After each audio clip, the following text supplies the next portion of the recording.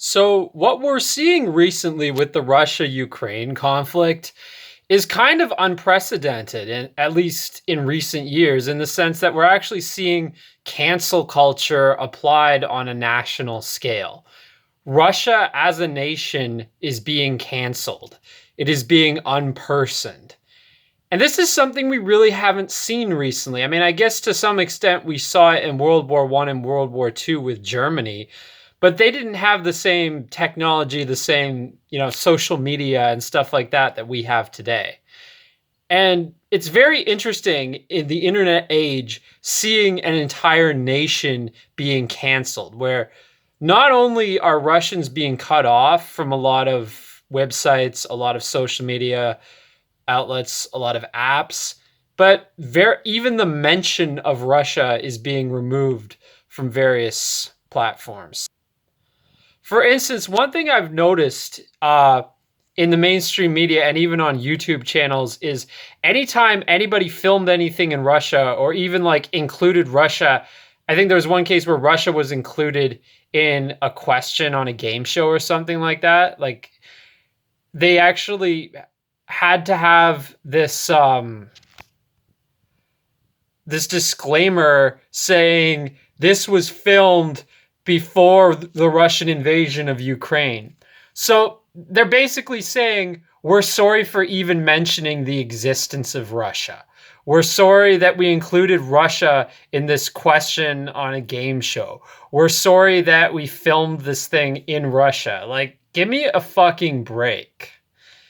And this idea that Russia needs to be canceled as a nation, like we were not seeing liberals or leftists saying this about the United States during the illegal invasion of Iraq. They might have condemned the invasion of Iraq, but nobody was suggesting that the US should be canceled as a nation, that Americans should just be collectively unpersoned and collectively held responsible for the war and have their access removed from all forms of internet access, banking, whatever. Like there were never any of these suggestions of canceling the U.S. as a nation, even during the greatest period of opposition to the Iraq War. I've never even heard anybody say this about Israel, that Israel should be cut off from social media. I don't even think the Israeli settlers in the West Bank have been cut off from social media or anything. The most extreme things I've seen is some companies, I think, some fast food places and other major retail stores have refused to have locations in the occupied West Bank or Gaza. But at the same time, I haven't seen any of them boycotting Israel as a whole. Whereas with Russia, they've been doing it like fast food chains have been pulling out. Now, obviously, the joke that many people have been making here is that Russians are going to get healthier as a result of this. And it's probably true. In a way, they're being unintentionally rewarded for their invasion of the Ukraine.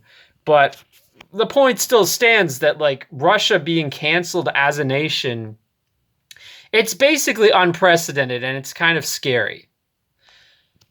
But not only that, what I'm seeing is, and this does echo what people said about Germany during World War One and World War Two, is this idea of basically pretending like Russia has never created anything of value. And we see this with Russian literature being removed from university courses and Russian ballet, Russian composers being removed from the slate of musical concerts at various symphony halls, things like that. It's like as if not only all Russians today are accountable for this invasion, but all Russians historically as well, even Russians who have been dead for hundreds of years, and all their artwork is somehow null and void because Russia bad. Therefore, we have to hate everything Russian. And it's reminding me of during World War One, when people in the Anglosphere were burning German sheet music, like classical composer sheet music. I thought, well, that was really stupid. There's no way we could do anything that's stupid now. And now, lo and behold, we're basically doing it for Russia. We may not be like literally burning their sheet music, but honestly, we might as well be.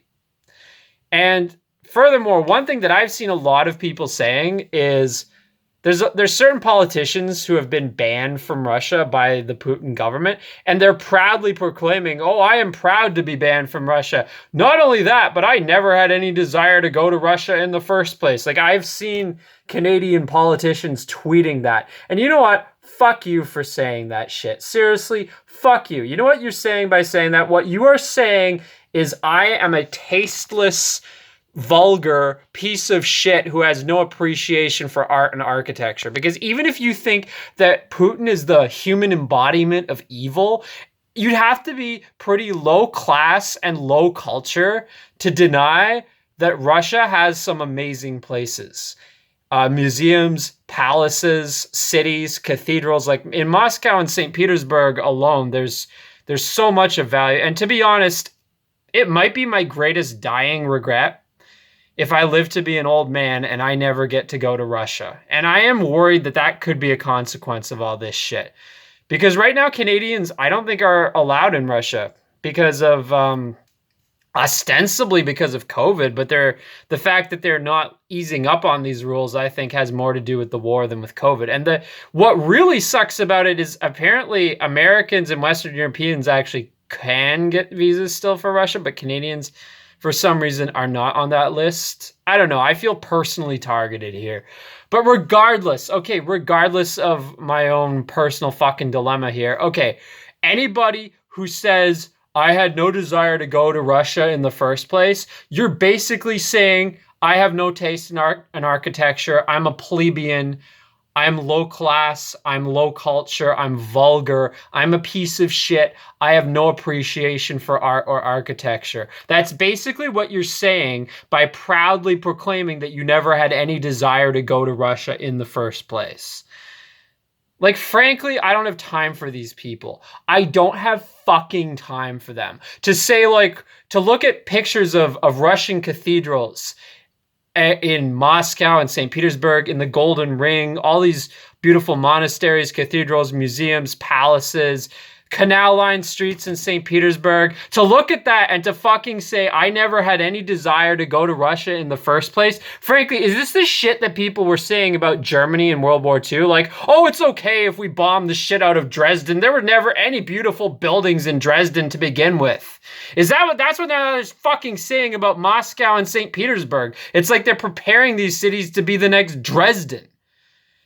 Frankly, okay, dehumanization is one of the stages of genocide, and devaluing of architecture is one of the stages of preparing to fucking firebomb the shit out of it. Frankly, I am worried, okay? I'm worried. The way people are talking about this shit, I'm worried about the precedent that they're setting.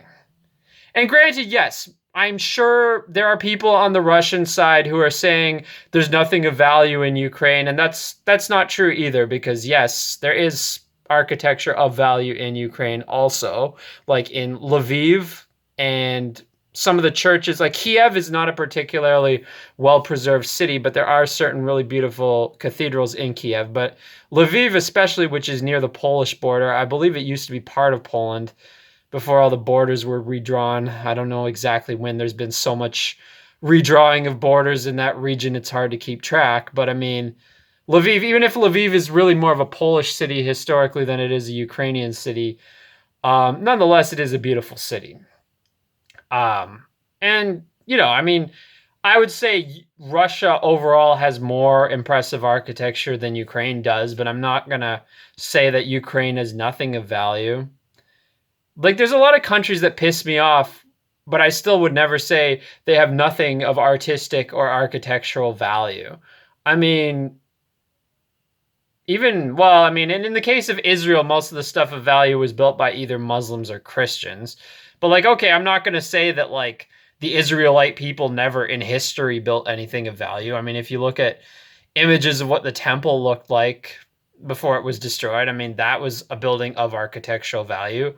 I mean, there may not be anything that's still really standing of architectural value that the Hebrews, the Israelite people, built back then. But I mean, hell, there's synagogues in Europe that I would say have architectural value. The great synagogue in New York City, I would say, has architectural value. So no, I'm not such an irrational jerk that I'm gonna dismiss something of having architectural or artistic value just because it was made by an ethnic group or a nation that I'm not the biggest fan of. Frankly, I think that is pleb tier.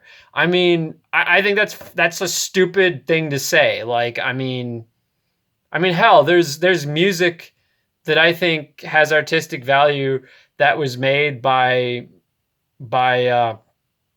black folk. I mean, frankly, I'm not the biggest fan of hip hop culture, but I'd be lying if I said that none of my favorite musicians are black.